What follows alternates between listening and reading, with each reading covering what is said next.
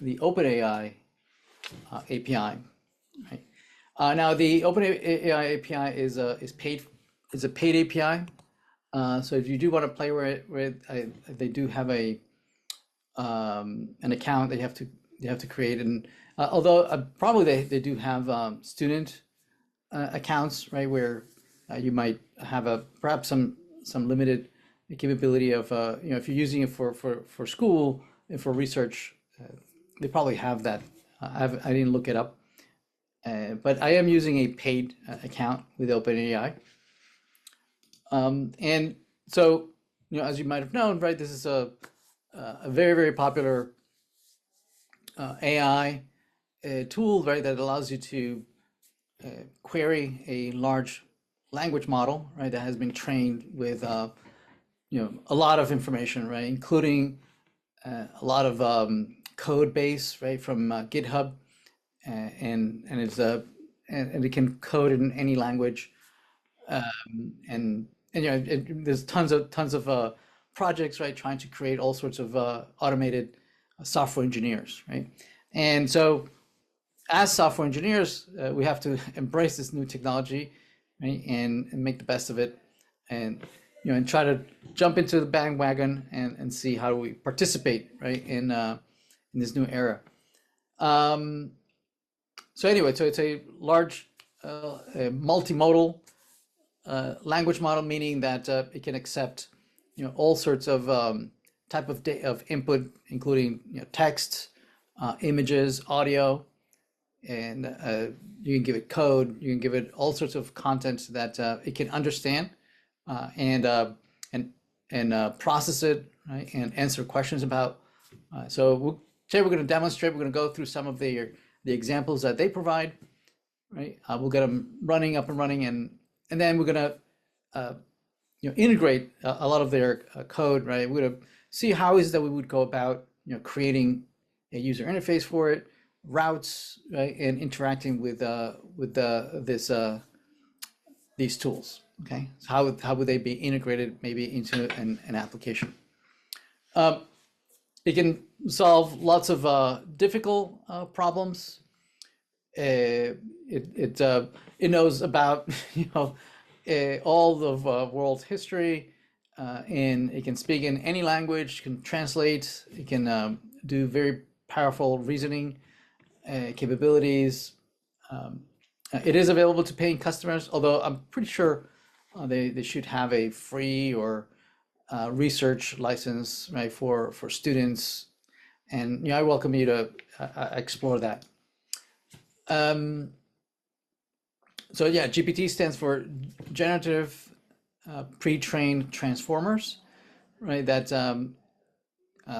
basically it was trained to be able to predict the next word, right? So they would train it with all sorts of content, right? And as it saw a piece of text, right? They see, well, what it tried to predict, the next word, right? And and compare it against how well it did against the actual word, right? It would know whether it was doing well or not, and so that this trained a huge neural network, right, to be able to converse, right?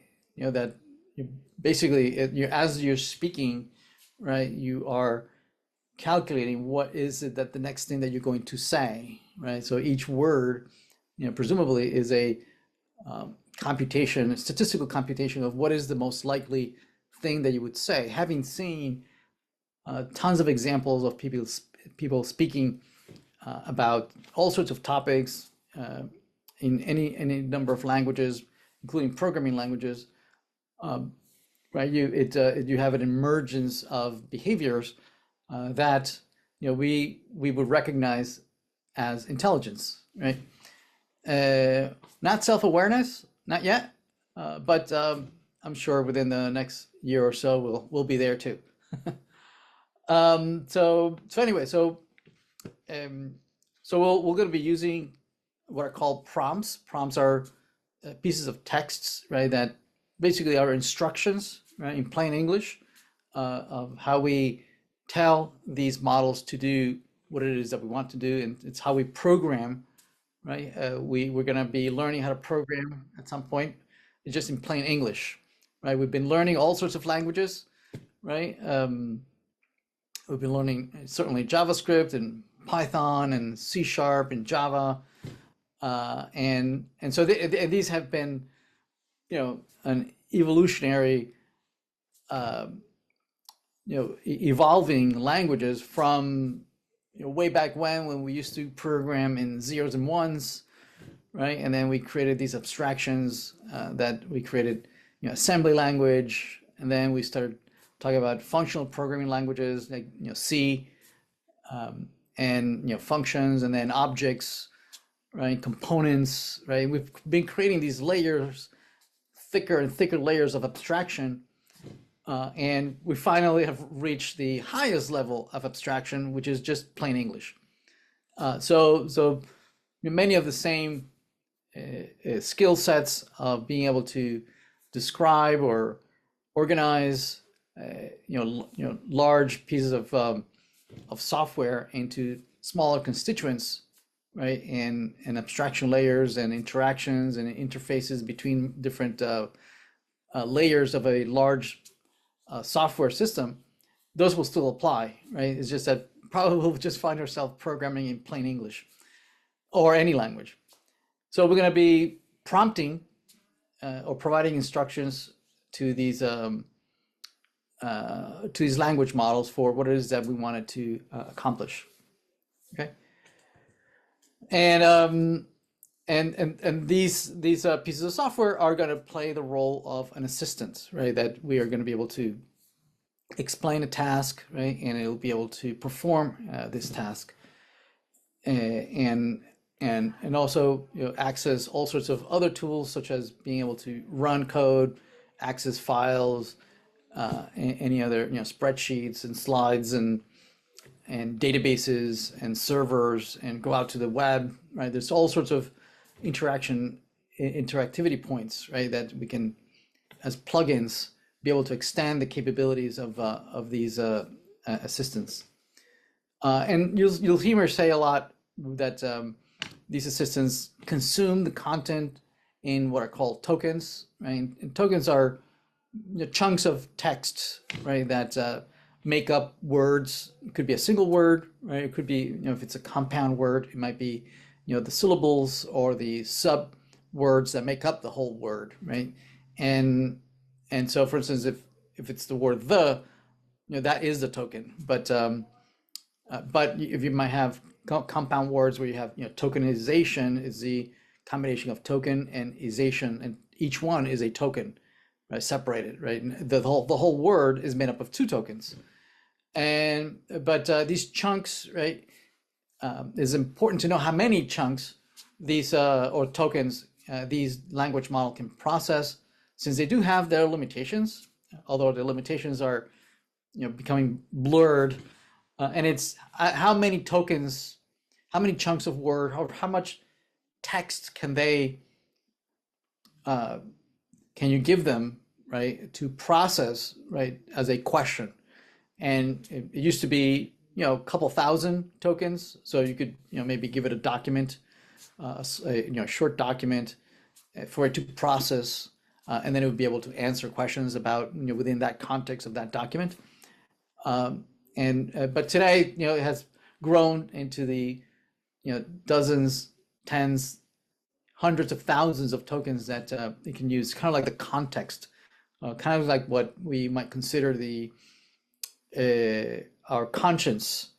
We know a lot of things consciously. Well, how much information can we maintain in our heads immediately that we can recall, as opposed to what we might be, except in the subconscious. Subconscious might contain a lot of more information, but it's not readily available, right? That you would have to remember or whatnot.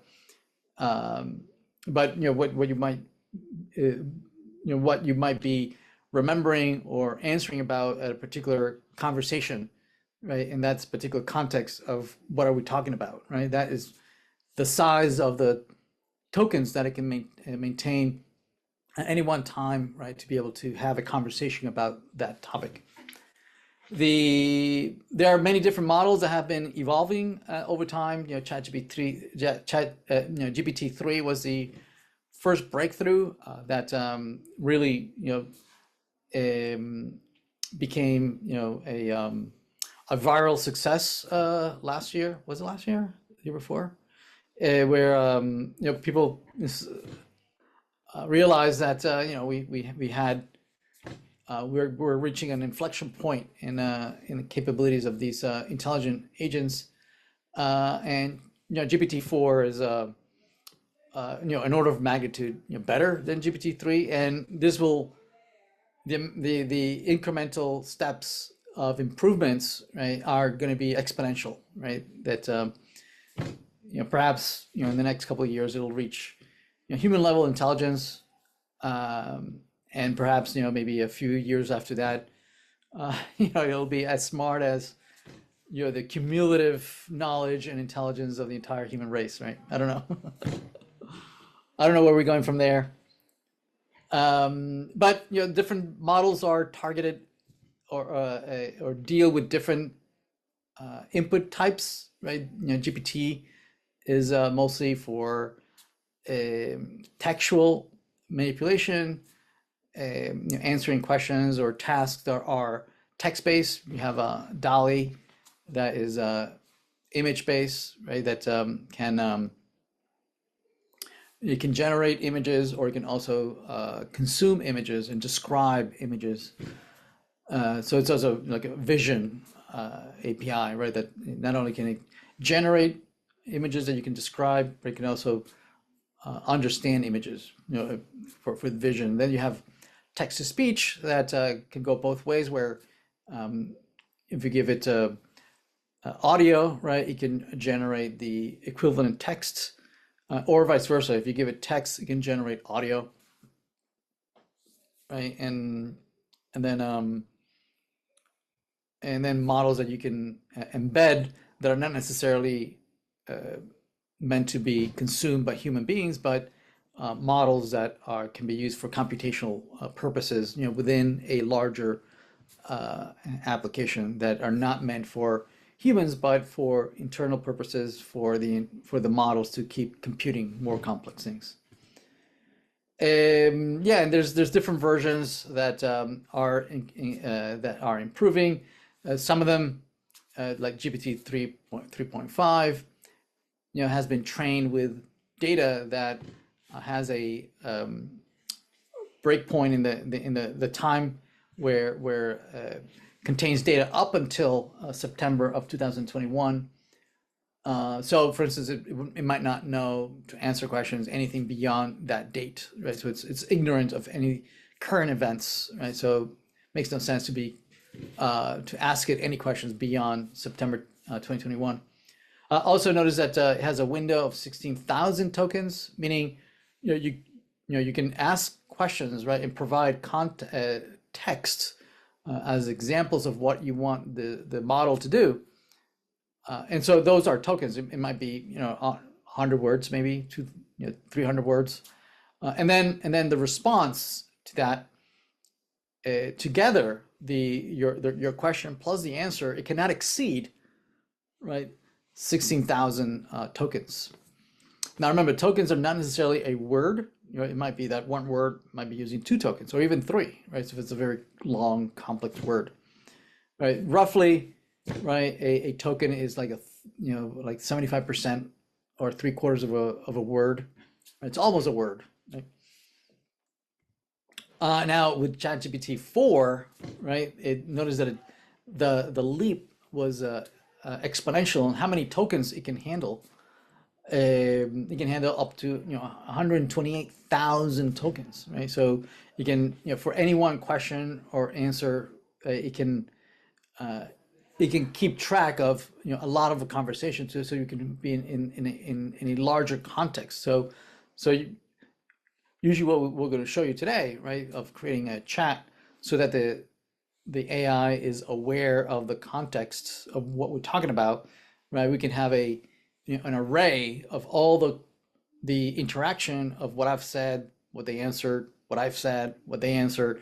We can maintain all that conversation can be the context in which the next question will be answered. So it can remember that if I told it, 3 or 4 sentences ago, I said, my name is so and so, right?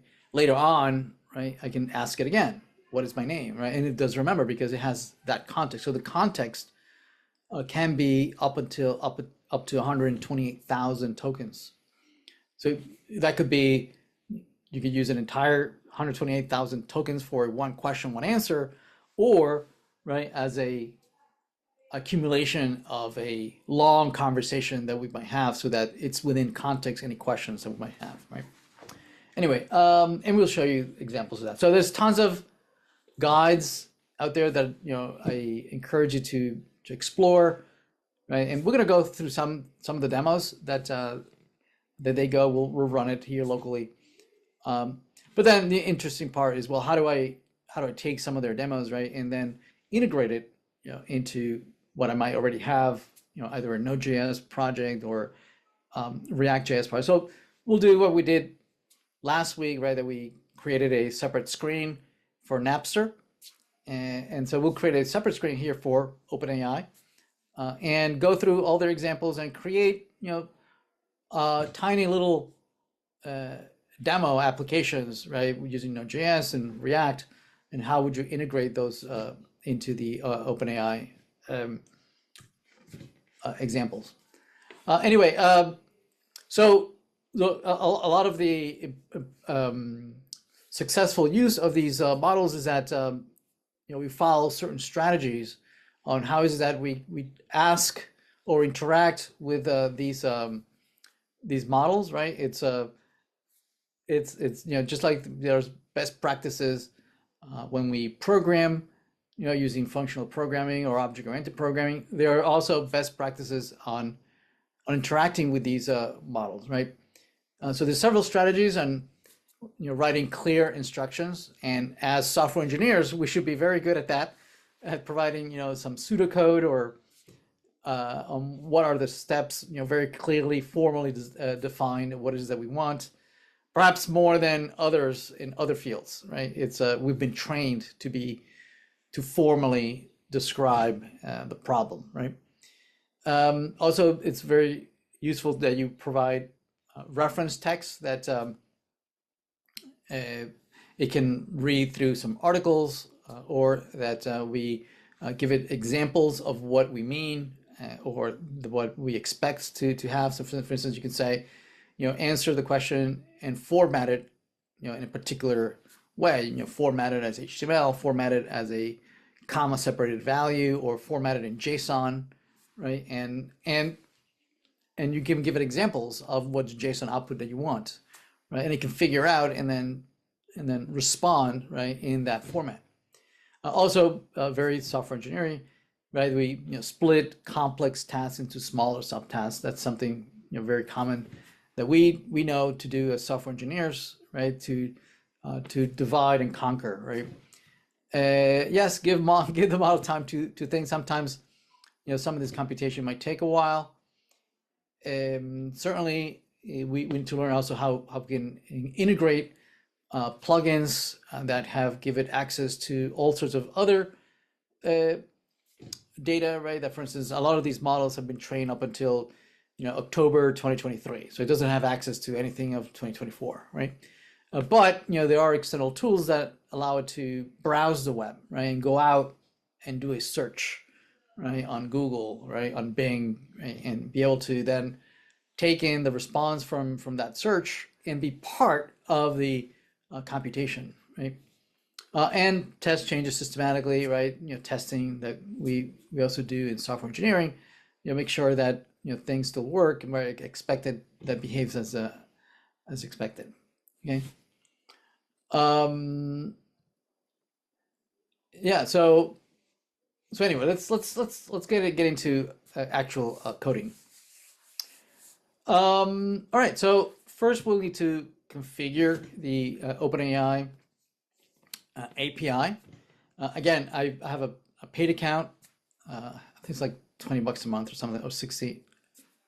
I think it's $20 a month. And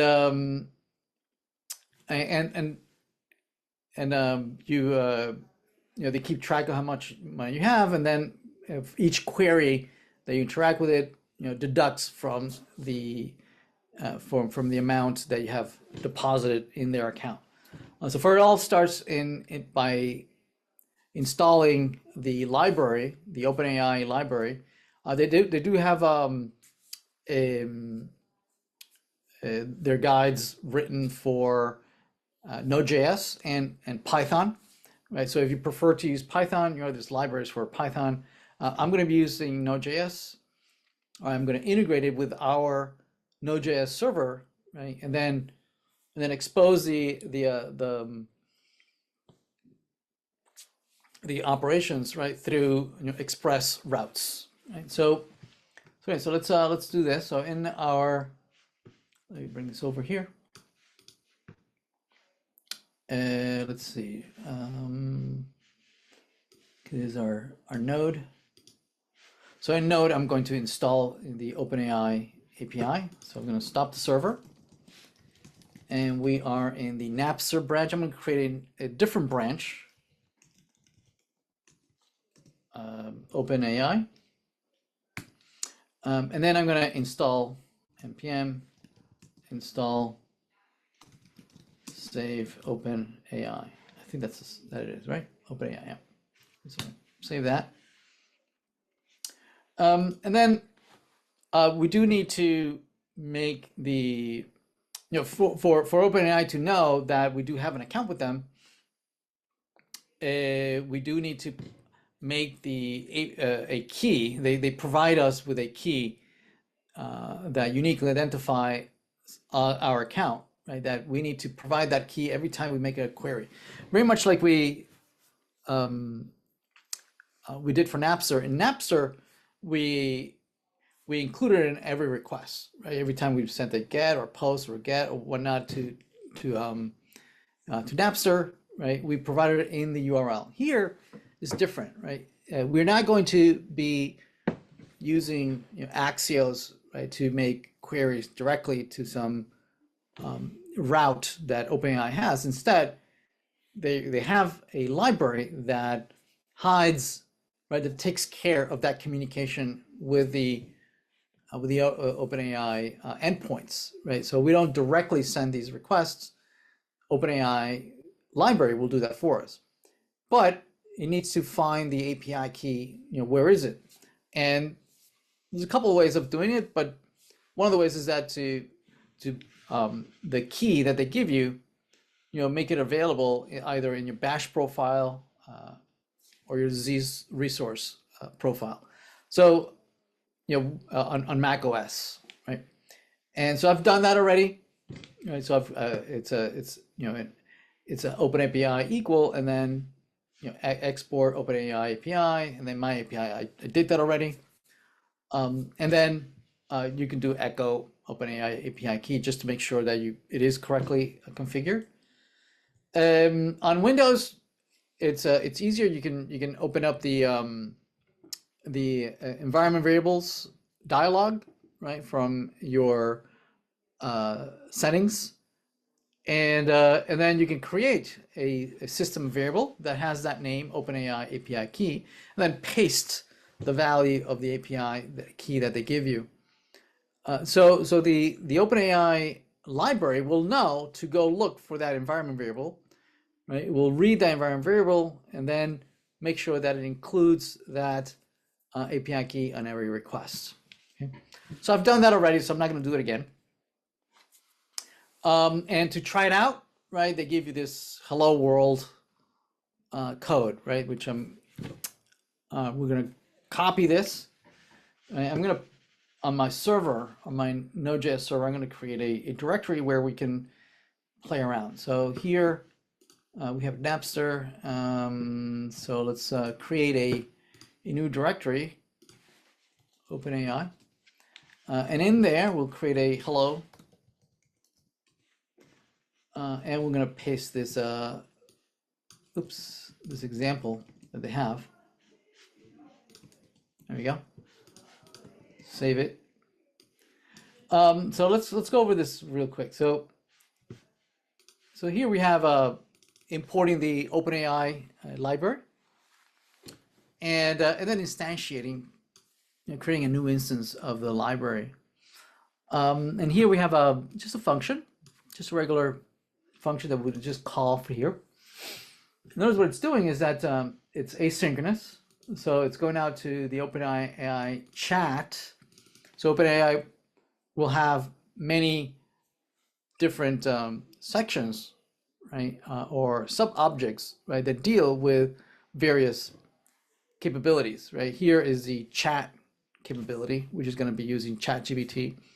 But it can also deal with speech, right, with audio, with vision, with images, right? So it'll have different, OpenAI dot speech, OpenAI dot images, OpenAI dot audio, right? So we'll be using OpenAI dot chat, right? Because we want to basically see, right, if we are going to start a conversation, I would say something, and then you would say something, and then I would respond, right? And then we would take turns on completing, right? Or you're computing what is the next thing, what's the best next thing to say, right? So the chat has a completions, right, object that we can create a new completion. So complete the sentence, right? So we give you, or complete the conversation, right? So we have an array of conversations here. We have notice that we're going to create a new completion. My IDE wants to put this in the same line. But yeah, so we want to complete the following conversation, and the conversation is provided here in these messages. So it's an array of conversations or of sentences that we have exchanged, me and the computer, right? ChatGPT and myself, we're doing a conversation. And the conversations are objects of which the content is the actual text that I type or they answer back and forth, right? And so you would have lots of these, right? And usually it would be in the order in which I said something, you said something, I said something, and then you said something, right? Back and forth. And then you have a role here. The role property kind of describes, who was saying what, right? Was this the user speaking, or was this the assistant speaking, right? And the assistant being, the chat bot, right, that you're interacting with. So there's three roles. There's the system role, the assistant role, the system role, assistant role, and then the user role. User is me. User is a human user. The assistant would be the chat bot. And then system it's a more high level instructions, right, that are not part of the chat, but are meta instructions, right, where you would perhaps tell the chatbot, what are they? So, you are a assistant, right? You are a web development teaching assistant, right? That is an expert in React.js and Node.js, and you are helping students that are taking the web dev course, right, to answer questions about their homeworks. And definitely I'm gonna work on that. And so those are the overall arching instructions on asking our assistant to take a persona, right, of who they should be, and tell them that they should be polite, right, that they should not use bad words and whatnot, right? Or you might say, no, I want you to be very cynical, right, and be vulgar or whatever, right? And so you can tell the persona of what they are, right? The overarching instructions of what how to behave, and then so that's the system, the overall how should they behave, and then you would have the additional messages, right, describing the overall conversation that you are saying and the assistant saying, right? So here we're just saying, hello world, and we want it to complete the sentence, right? We also can tell it what model to use, whether we want GPT-3, 3.5, GPT-4, or a beta version of what's coming up down the pike. And then the response comes back here. This is the response, of the completion comes back. And it comes up with several choices, right, of which you can choose which choice you want. I'm always going to choose the first choice. So let's run this. Let's see, save. And so this is in Node, OpenAI, hello. So this is going out, and it comes back. It comes back, and this is the response. The response is the assistant is responding, right? So ChatGPT is responding, and then the content is, hello, how can I assist you today? Okay, that is the response. So yeah, and so what we would do if we want to create a chatbot, we would need to grab that message, that response, right, and then append it to a conversation, an array that is keeping track of a conversation, of what I say, what you responded, whatnot. So it becomes a long array that keeps track of this conversation, and then we would send it back, right? We would type something, perhaps capture that, add it to the array, send it to the API, and then it would create a completion, right, of what I said, he said, right? And so now the total amount of tokens of text, right, cannot exceed, the maximum amount of tokens. So in our case, it's 128,000 tokens. So we can have pretty long conversations, right, all within the context which it would know what to answer appropriately. Okay. So yeah, so let's run through some examples. So as I was saying, let's first talk about generating text, right? Again, these are some of the demo sample code that they give you to play around with. And so let's run that. Let's look at each one individually, and then we'll come back, right, and construct a little app around this, right? Let's creating a chat bot and whatnot. They don't give you the code for that, but it's fairly simple to using their sample to create a chat bot. So let's do that. So as I was saying earlier, right, there's several roles, right? The system is provide. These are messages meant to provide or meta instructions on setting the mood, right, and the overall behavior of the assistant. And then there's the actual assistant, which represents the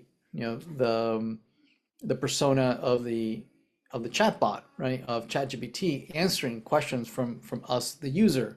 So the user is us, right, that we are interacting with them and exchanging back and forth, right? So here's an example.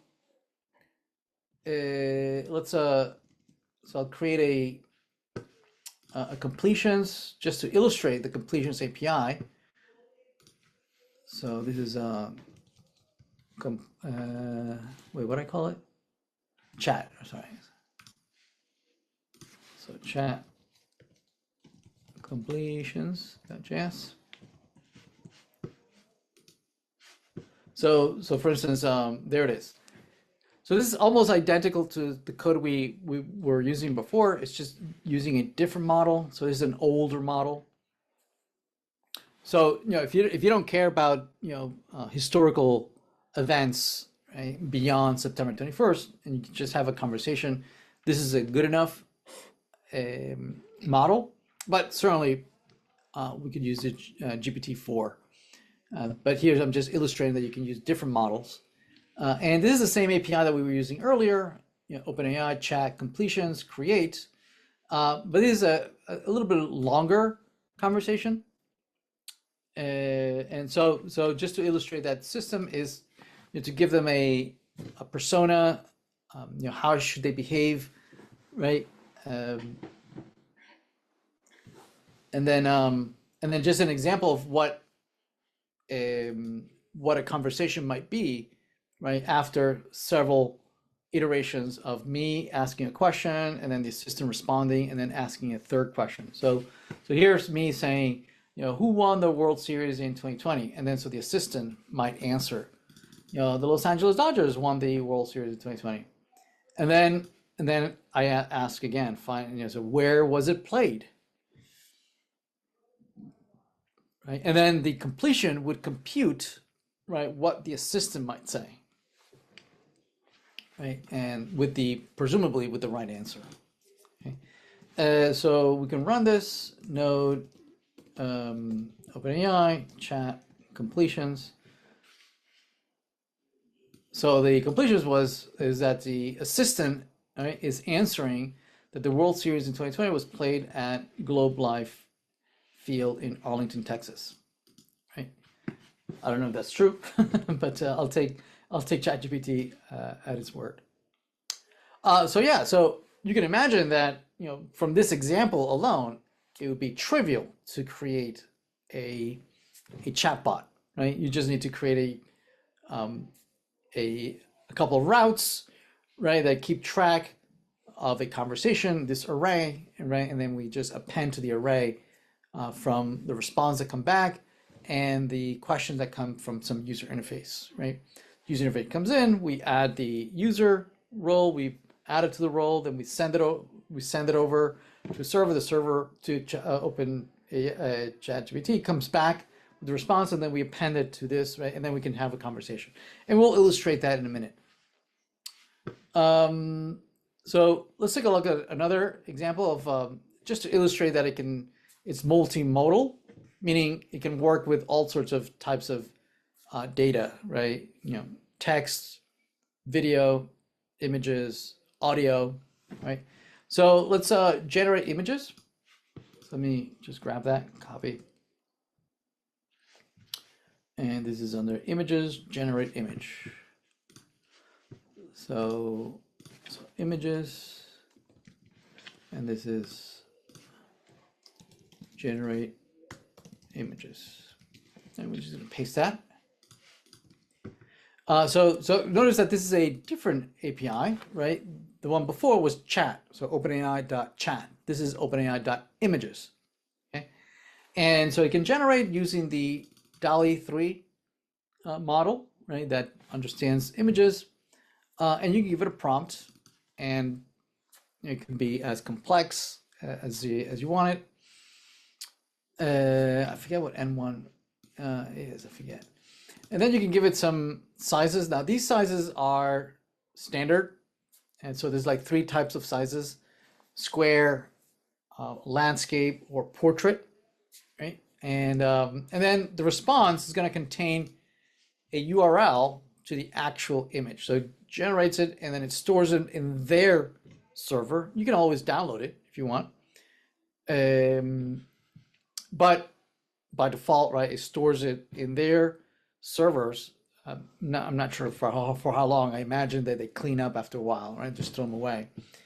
But they also sent back a revised prompt, right? That it's the imagination of the author of this picture, right? That has a much more verbose prompt. So let's do that. So let's see a newborn baby. So let's run it. Will be node OpenAI images and then generate images. So this might take a little longer to compute, just a few more seconds longer, but it'll come back with a very long URL for where the image was generated. Then we can click on it; it'll navigate to the web page where it is. So there it is. So notice it comes back with a much verbose prompt, and the prompt is a newborn baby with soft, delicate skin wrapped in a fluffy blanket, right? The baby could be Hispanic descent with dark brown hair. The child's tiny fingers and toes are gently curled, blah blah blah, whatever. And notice that down below is the URL. So we can click on the URL, it'll navigate and opens it up, and there it is. So it's an image of a baby. Now, I didn't specify anything. I just said a newborn baby. So it was very free to choose, whatever, right? To imagine anything. Obviously, as I am more explicit of what it is that I want, it would have much more clue to be something, much more keen to whatever requirement we have. Okay. So yeah, so this was another that it created earlier. All right, so let's take a look at images, a vision that we can give it an image, right? And it will describe the image to us, right? It'll generate text. So it can go both ways, right? We can say, here's the text and it generates the image, or vice versa. We give it the image and it will generate the text, right? So here, this is vision, describe image. So let's here. So let's create so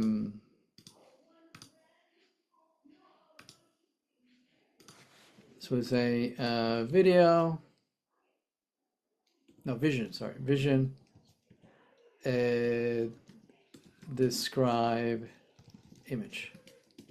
Right, and paste that in there. So let's take a look at that.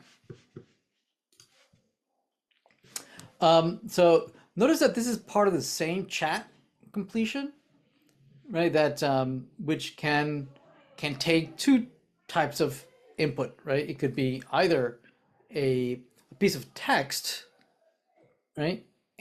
Or right, we could take in an image URL, right? So the content, right? Notice that this is part of the same messages array, and this could be a conversation, and this is me, the user, saying the content. So now the content can be either a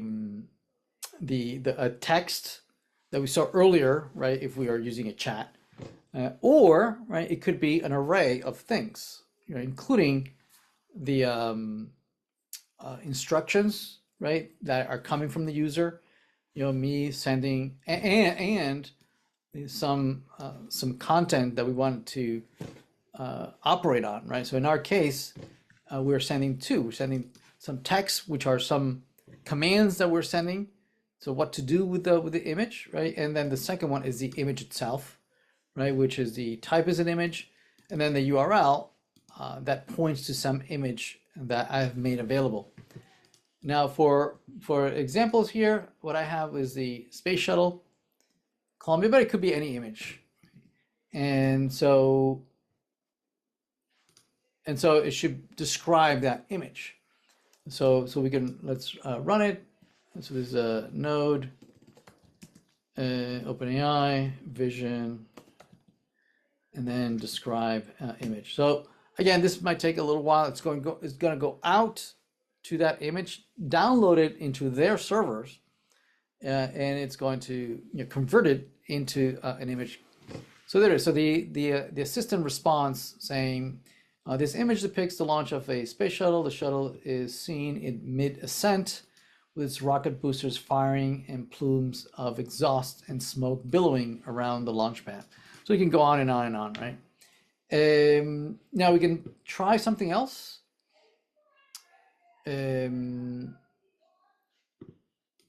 Let's see, maybe this. I don't know. Open an image tab. There's the image. Let's see, let's try this. So let's change the URL.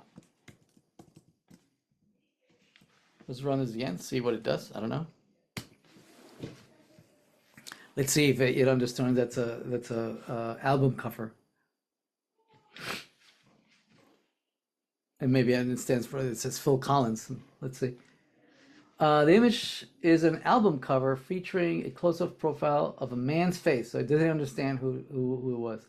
Against a plain blue background, the man appears to be middle-aged and visible wrinkles and a thoughtful or serious expression. The focus is on the man's face and head, which occupies most of the image space. The text at the top right corner reads Phil Collins. So we can read with the album title, Hello, I Must Be Going beneath it. The text and the image are arranged in such a manner that the person's profile and typography are in harmony. Anyway, so it didn't recognize that it was Phil Collins. That's fine, but you see that it can go on and describe the image. Very good. Yeah, so you can also do text to speech, meaning you give it text, right? It generates the audio file for you. And so let's see, text to speech. So we'll go and create slash speech.js, space that. So notice it's using a different part of the API. It's OpenAI.audio, right? And speech create, so create a speech. And it has several models that you can use. So TTS1 is one of the models, and it has a whole bunch of voices, right? And it can speak in any language, right? That voice. So there's all sorts of voices that with different accents, right? There's male, female, right? With a British accent, English, or Japanese, Chinese, Indian. There's all sorts of speakers, and most languages are supported. And the output comes back as an MP3 file, right? And it's saves it to the local file system. So we're gonna run it here. Wonderful MP3. Actually, I want to put it in OpenAI TTS, and then wonderful. So it'll appear in this folder, hopefully. So yeah, let's run it. We'll say, node, OpenAI TTS, and then speech. So there it is, wonderful.mp3. I don't know if you can hear this though. Today is a wonderful day. Were you able to hear that? Yes. Okay. So yeah, so it spoke it in plain English.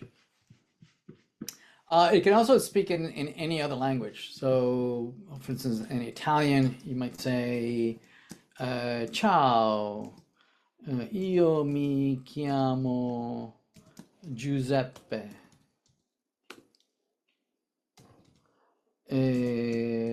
Come ti chiami tu? Let's see.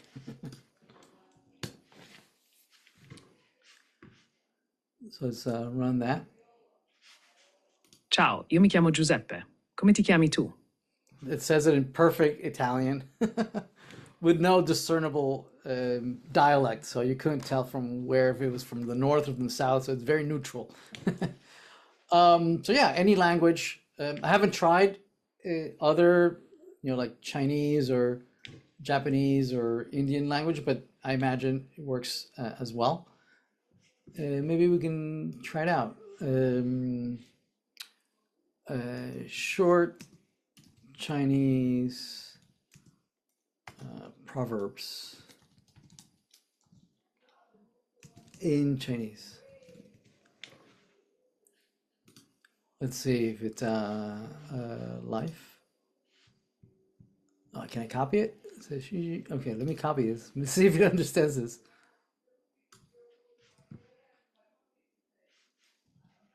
I haven't tried this, so.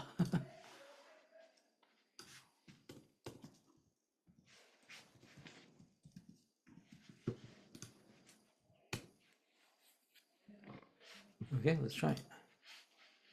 事事胜于雄辩. Anybody speak Chinese? Anyone? No?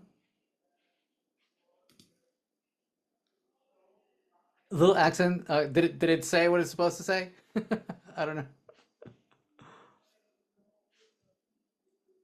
So anyway, so as you can see, a lot of languages are supported. And so again, I invite you to try it out, right, for your own imagination. Anyway, so let's keep going. You can do the other way around, right, where you give it audio input, right, and it can convert it into text, right? So it can transcribe, right? So let's transcriptions, STT. So STT transcriptions. And so for instance, let's give it a, for instance, oh, maybe the Chinese part. Let's see. We give it Open AI, and we'll give it the audio that we had earlier, TTS, and it's called Wonderful MP3. And so let's run node, OpenAI, STT transcriptions. Okay, notice the text. So hopefully this, I don't know, can anybody who speaks Chinese see if this is the correct text? Does it make sense? Is this what it said earlier? I don't know. It got one character wrong. Oh, okay. Actually, let me try a language that I know. That's Italian. And let's run the speech first. And then I'm going to run the transcription, see if it converts it. Ciao, io mi chiamo Giuseppe, come ti chiami tu? Yeah, perfect. Perfectly translated. Excellent. Yeah, so you can also use this.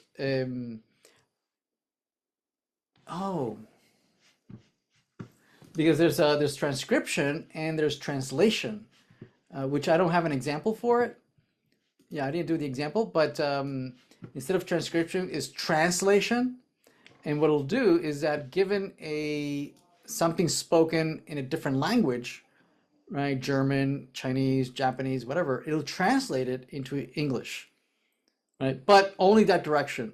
So it'll translate any other audio in any other language, it'll translate it into English. So it doesn't have universal translation both ways, right? It doesn't have translation like that you write something in English and it'll translate it into Chinese, right? It only translates, for now, it translates from other languages, right? And then it'll show you the textual version in English. Yeah, I'll work on an example for that.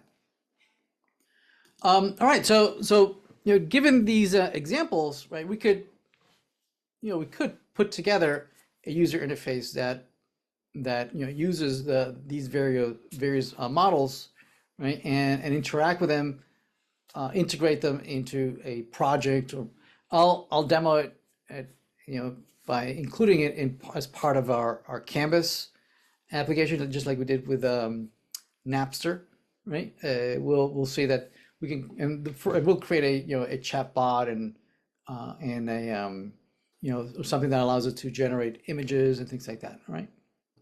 Let's take what they have, right, and wrap it in a RESTful web API, right, and then we can integrate it with a user interface built on React.js, right, and then we could just give you an example of what it is that you could build, right? Surely this obviously is just the beginning. I'll encourage you to to explore on your own and come up with the next great thing. All right, so I'm going to create a placeholder where we can encode some of our demos. Right. So first of all, let's look at our branches. Right now we're in Napster branch. I'm just going to create a branch for OpenAI. And let's create a directory for this. So just like we did with Napster, let's create a folder for this. So it'll be OpenAI, and then index.tsx. And for now, this will be, we'll do an export default OpenAI, and just return some just some simple code. I'll do an npm start. And what we'll do is that, where is it? Where'd it go?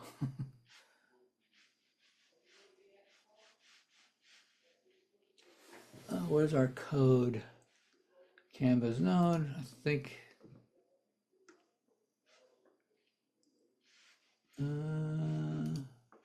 No. Okay, I don't think we opened, oh yeah, okay, there we go. So here's just Canvas. Oops. Oh, is the server running? Yeah, the server's not running. So let's make sure that our server is running. So this will be nodemon app.js. There we go. So we'll create a new link here that we can navigate to our OpenAI set of screens, right? So let's do that. So we have here our landing screen for OpenAI, and we'll add the in Canvas. We'll create a new route for our new OpenAI component. So this will be route path. It will be OpenAI, and then the element will be this new OpenAI component. There we go. Route, and let's close this. It's imported, perfect. Actually, we'll create a /star so that OpenAI can have its own routes, so they can navigate to various examples and demos, right? And then in the navigation, we'll add an option here to navigate to OpenAI. So we'll say OpenAI, like that. So there's our OpenAI. So if we click on that, we get to the OpenAI screen. Okay. All right. Yeah. Let me close a few things here. We're done with that. Done. Navigation, we're done. Maps, we're done. Albums. Okay.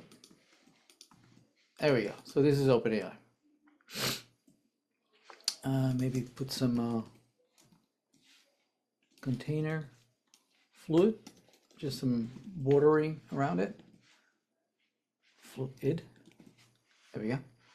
And okay, so let's create a tiny chatbot. All right.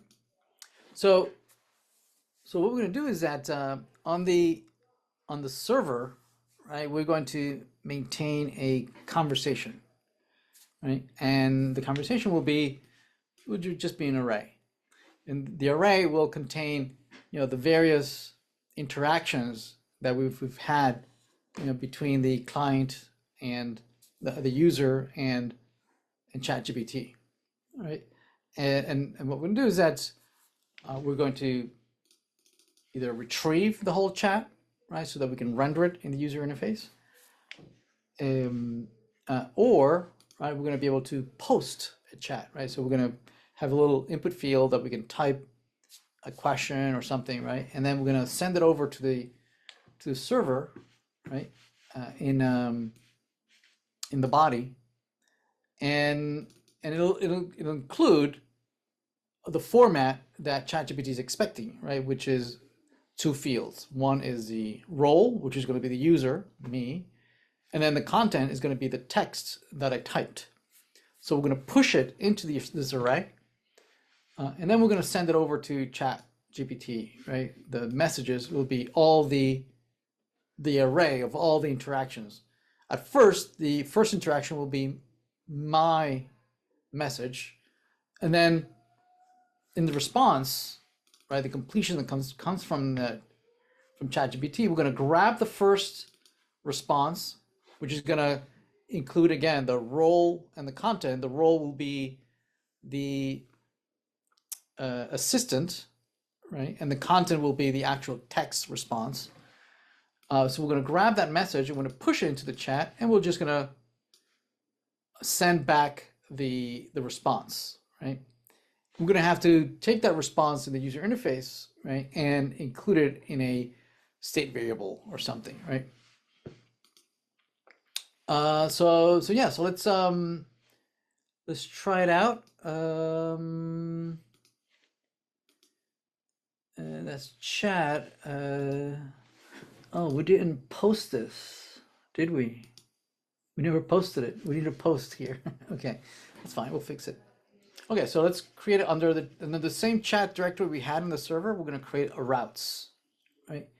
So let's see, where's the server here? So I think this is a server. So under chat, we're going to create routes. So routes. And so let's first create this.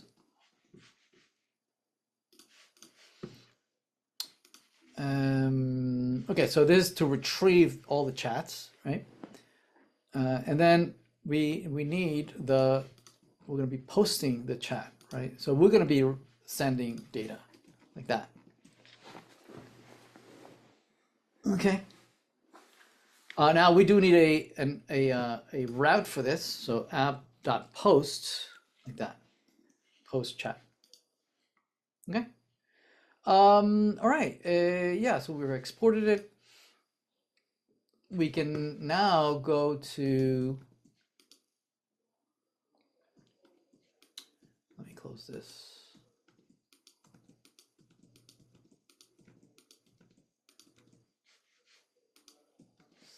Speech, describe. Where's our routes? Hello, completions. Yeah, that's the one we want. Okay, let's just creep just that one. Then in chat, in the app.js, we're gonna load this, the chat completion route. Right, so let's import the chat completion route, right, and then just register it here. So the server will have started again, hopefully. Yep. So now we can move over to the client side. So on the client, what we're going to do is that we're going to first create a client, right, that can communicate with the server, either to retrieve all the chat, the array of chats, so that we can render in the user interface, or right, post a new chat. Right, so let's do that. So in the let's see here under OpenAI, we're going to create a directory for chat, and then we're going to create here a client, which we're going to use Axios to talk to our own API, and then the route is going to talk to OpenAI, right? So the client, our client talks to our server, and then our server talks to OpenAI. Right, so here's to retrieve the chat array to display it in the user interface.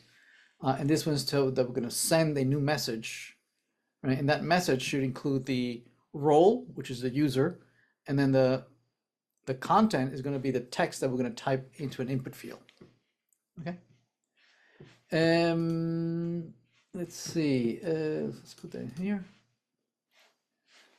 So here's the front end. So the front end, right? So this is going to be my chat, right? So let's create an index.tsx here. So index.tsx. And this is going to be the actual chat. It's going to have two state variables. One is going to have the array of all the messages that I've sent, that they've sent back, that I've sent. This is going to hold the array coming from the server. And then this is going to be for the input field where I can type the new message that I'm going to send. Okay. And then the client is going to be talking to the server, right? So first we'll need a function that can send the message over to the server, right? And again, it will be in the format. It will be that the role is going to be the user, and then the content is going to be the message field that I'm going to be editing with my text area. And then the response is going to contain the response from the assistant, right? And the content. I'm just going to append it at the end. It's going to be the message that I already had plus what I just sent, right? And then the response, right? And then I'm just going to clear the message. All right. Okay. All right. Then I need a place to actually type my chat. Right. So I'm going to render the chat. Right down below here with the return. Like that. So this is the accumulative list of messages, right, that we have been exchanging. They're going to be just a list, right? There's just going to be the iteration of all the messages. So I'm going to iterate over all the messages, and the messages, each message is going to have a role, right? Whether I wrote this or the assistant responded, and then if the role is so here's the actual message, the content, and then the role. Who said this? Did I say it as a user, or did the assistant respond? And then I'm gonna change the highlight of the message, either blue or green, right? So if it's the user, is gonna be render with a blue tint, but if it's the assistant who's responding, it's gonna be with a green tint, right? And then finally, the bottom is just going to be the text area for me to type the new message, right? So I'm just going to copy that. I'm going to put it at the end here, which is going to have the button for me to send the message, and it's going to have the text area where I can type the message that I want to send, right? So I'm also going to have to go fetch these messages on load, right? When I first load, right, I'm going to have to go fetch the messages so that I can populate the response, so that if I refresh the screen, I can always go fetch and not lose my messages, right? So because it is being stored in the array and the server, I can always go fetch it and repopulate my user interface with those messages. Yes. And finally, we're going to, in the OpenAI, right, we're going to here, right, we're going to create some routes so that we can display the chat, right, if I navigate to that chat, right? All right, so let's try it out. Let's see, I think we're here. There we go. So here's my send. Why is this not rendering right? Oh, I think I probably need a width of 75%, and this button probably I want it to be width of 25%, and maybe float to the end. Let's see. There we go. We have set. All right. So let's see. So let's see. Hello. How are you? And we can see, we inspect the network messages that go back and forth. See if there's any error. So hello. How are you? So chat went out. Okay, there it is. So this is the response from the from ChatGPT. It says, as an artificial, I don't have feelings. Okay, my name is Jose. What is your name? Say, okay, nice to meet you, Jose. I'm OpenAI's language model, but you can call me GPT-3. How can I assist you today? Oh, that's right. About when was the fall of the Roman Empire?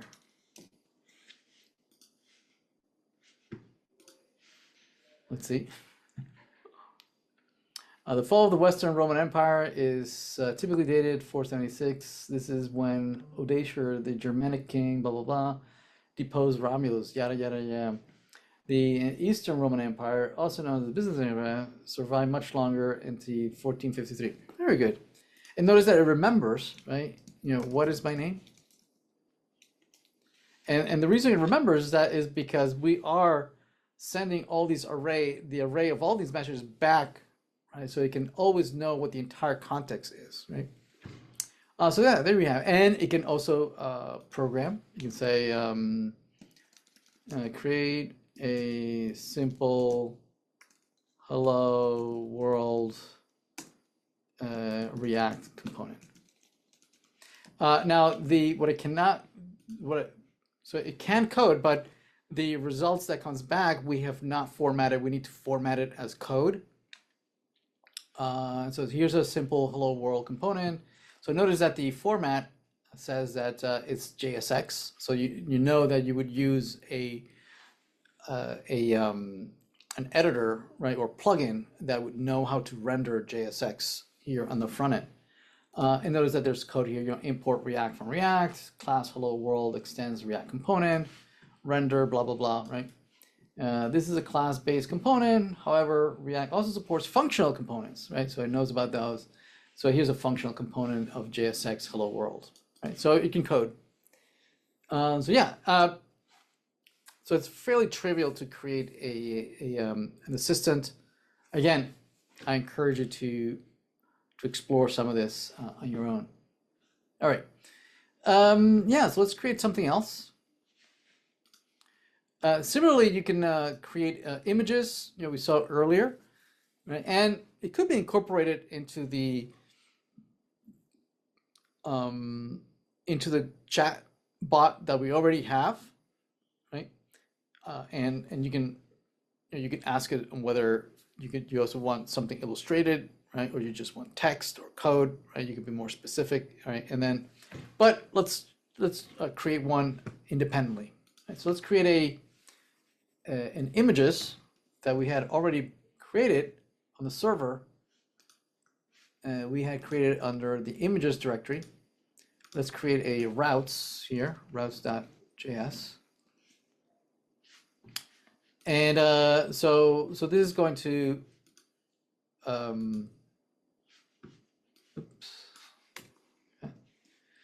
So this is going to be a route, right, that is going to allow me to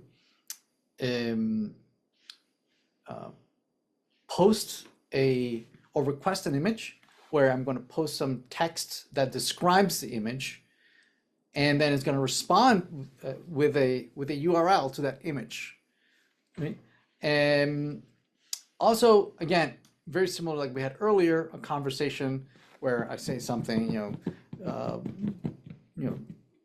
paint the Mona Lisa for me or something, right? And then it says, well, now, describe the Titanic or something, whatever. And so I can retrieve the conversation that we're having, which is kind of like a merge. We could merge this into the previous example, but I want to have it separate so that we can just talk about images. Also, there's a standard set of sizes for the images, which I have created a little map, right, for the various types of square. The size is 1024 by 1024. Portrait, right? It's taller than it's wider, so it's 1024 by 1792. Or landscape, right? It's wider more than it's taller, so it's 1792 by 1024. So those are the only standard sizes. And so in here, the request image, here's where we're going to just basically bring in the example we had earlier. We're going to bring it in here, right? And which I have done here. So I'm just going to copy this and just put it in here. So yeah, so we're going to pass in the body from the client. We're going to pass an object that's going to contain two things. It's going to contain the prompt, meaning the text, right, of me, describing the image that I want, and also a shape. And the shape is going to be a string that's going to be either square, portrait, or landscape, which is going to be an index into the map. and this is going to tell me the size. So the size eventually is either going to be one of these sizes. Then we can use that as an input to our DALL-E 3 model. I'm going to send the prompt and the size, and in the response, it'll come back, right? And we'll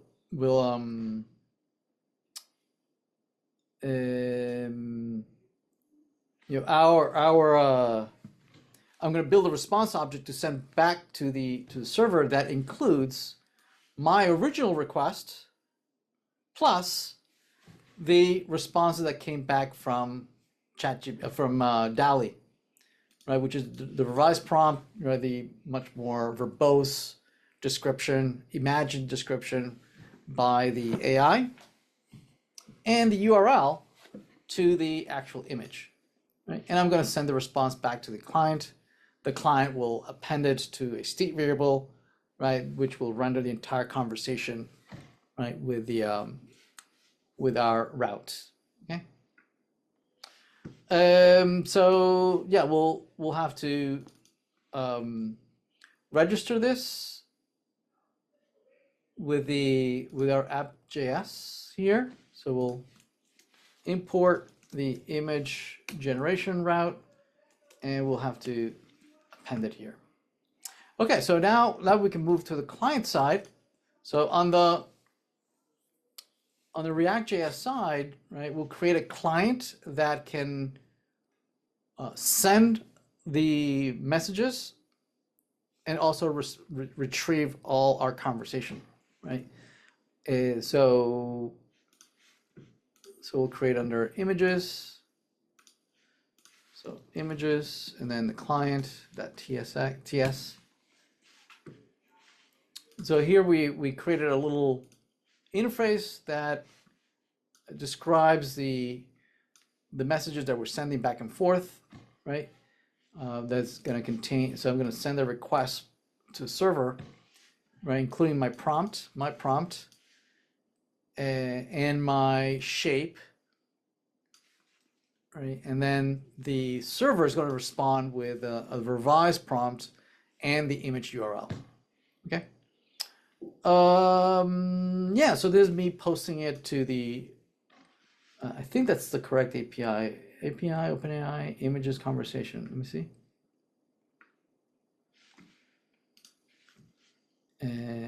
API, OpenAI, images conversation. Okay.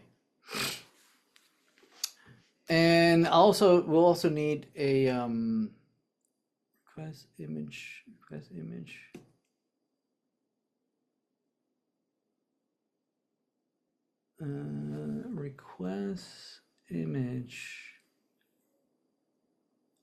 Okay. Oh, okay, I have it later. Getting the conversation. Okay. All right, yeah. All right, so let's create a component, right, that can let me type what the conversation is, the request, so it can go out. Right, so let's create a screen for this under images. Call it index.tsx. So we will have a few state variables. One where we can select from a drop down whether we want it square, landscape, or portrait. The actual text area we can describe the image that we want, and this is going to be the array of the messages so that we can show the various requests for images. Okay. Then in the user interface, right, we'll have the well, not this. We'll have the div generate images. We're going to list all the messages back and forth of me requesting, and then coming back with the response with the images, and now the messages are two messages. Is what I requested, and then the response with the actual images. So if there's an image URL, this must be a message that was the response, right? And I want to render it, right? And depending on the shape of the image, whether it was square, portrait, landscape, right? I want to render the images, but with different widths and different sizes, right? And I'm forcing it to be at most 256 pixels wide and high, or high 250 or width 250. If instead is my prompt, right, that has no URLs, then it's what I sent. And I sent the prompt plus the shape selection, right? Then we're going to have at the bottom, we're going to have a line item where we have a send button. We have a text here. We can type in the prompt, right, and then a drop down where we can select whether we want square, portrait, or landscape. And when we select the option, right, it populates the state variable, right, and for us to send it, right. So to send it, right, it's going to call request image, and it's going to populate the prompt, the text that we typed in, plus the shape, whether it's square, landscape, or portrait, right? It's going to accumulate it in our conversation state variable, right? And so we can keep a history of what is our conversation. Okay. Let's see. Get conversation. I don't know. I don't think we wrote this. I don't think we wrote this, but let's get it. Let's do it. Right. So this is to get the conversation. If we have to refresh, it'll go fetch the conversation and reset it here. But we don't have this, so let's implement it in the client. So basically, it's the get, right? So it's the export cons get, which is just a get on the same entry point. Yeah, perfect. Get. I guess I should have this in the client here. Client, UI client. And I guess we need also this, right? There we go.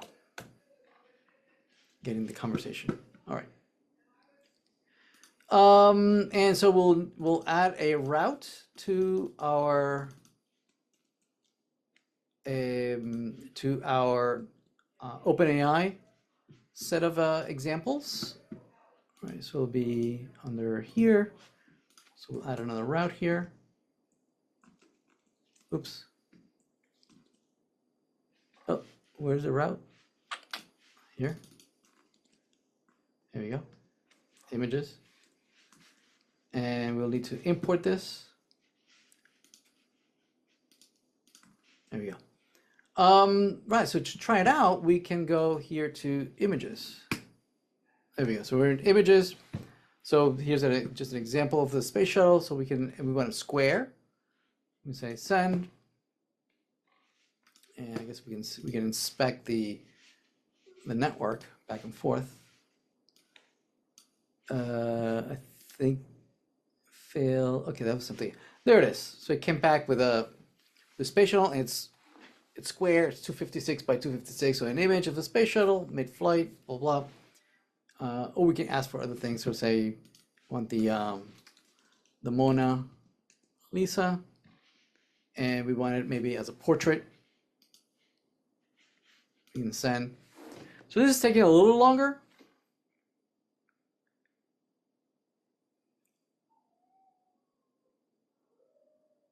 And also responds my original requests, right, and my original selection for the size. So there it is. So there's the Mona Lisa, and it's 256. All right, that makes sense, right?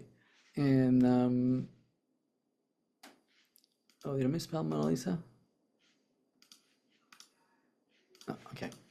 So yeah, so there's an example of creating a user interface, right, for retrieving images generated by AI. Let's do one more. Let's do a vision. So vision is going to be able for us to provide a link to an image, and then the vision system is going to try and describe the image for us, right?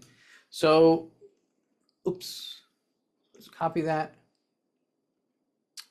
And in the server, in our vision directory, right, we can create some routes that are going to allow us to create images by us posting a description of that image, right? So we're going to send a URL to an image. So we'll find some image on the web, right? We'll grab the JPEG URL, we'll send it over to the server, and the server is going to send it over to OpenAI, and OpenAI will convert that image into a text representation. All right. So yeah. Let's so here's this is basically the code that we had used earlier, right, from their sample, right? But now it's been wrapped inside of a inside of a oh wait, this whole thing, right? There we go. In a route, so that we can expose the this this operation, we can expose it to a user interface so they can integrate to this endpoint, right?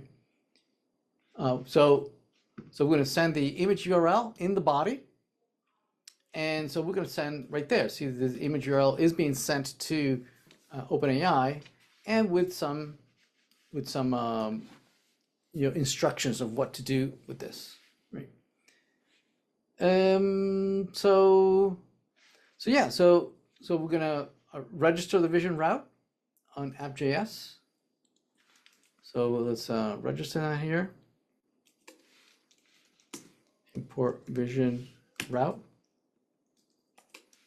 Vision route, perfect. So now we can focus on the client side, right? We'll create a client that can request this vision. So this will be in the vision client. So OpenAI will do this vision client.ts, paste that. It's hitting that endpoint, and we're going to pass in an image that contains an image URL string. Okay. So in the screen,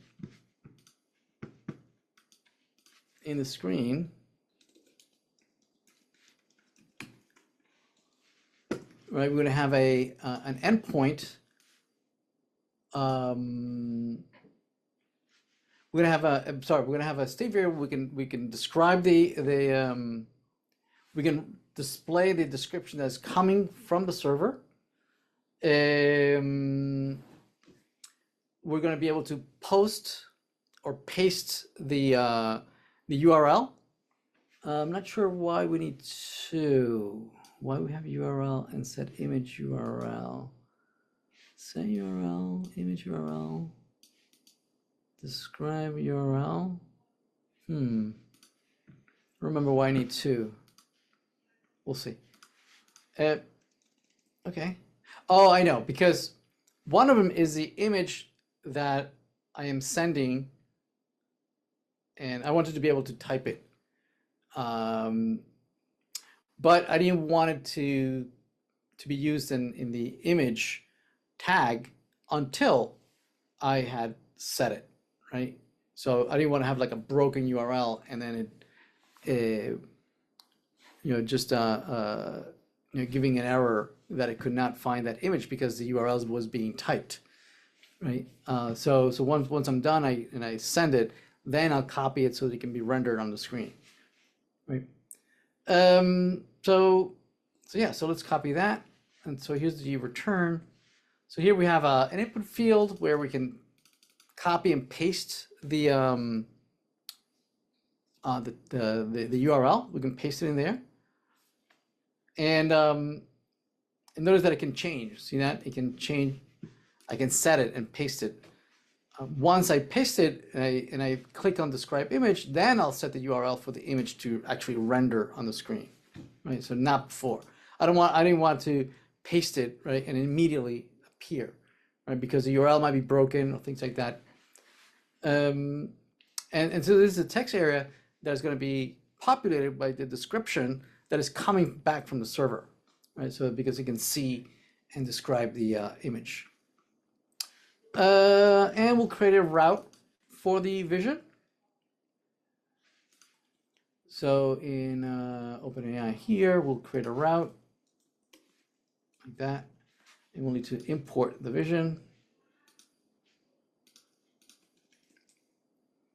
And yeah, so let's try it out. So let's go to vision here. Vision.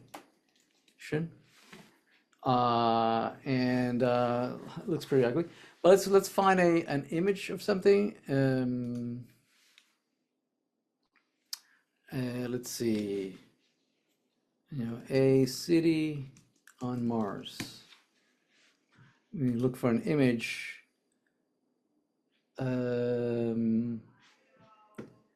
Let's see. Let's copy that. Let's go to the file and we can copy this. And let's paste it in here. Let's see what it says. Describe. So that's the image. It's loading. So it's going out to the server, and the server should come back with a response. Let's see what it says.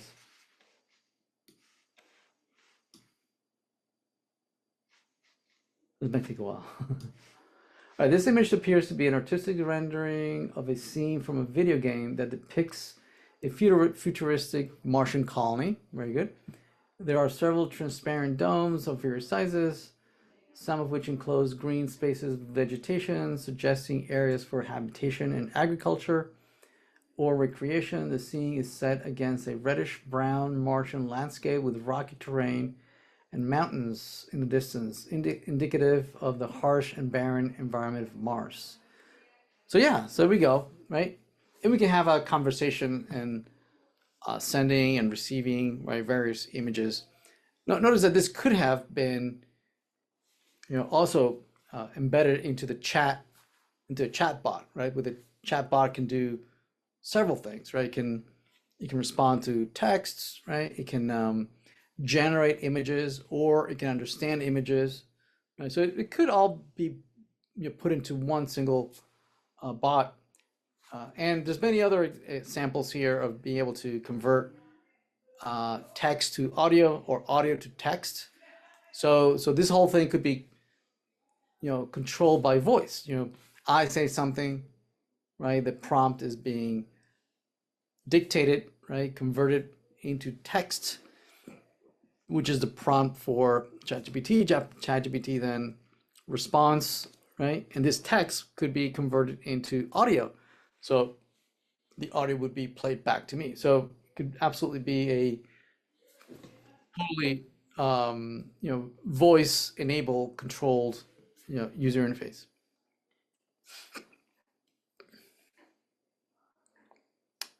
All right, yeah. So I encourage you to keep going and exploring. It's the the world's the limit, the sky's the limit. I hope to see you succeed in using some of the things and skill set that you've learned in this class, and hopefully you'll go viral, and maybe I'll come work for you. Yeah, that's all I had.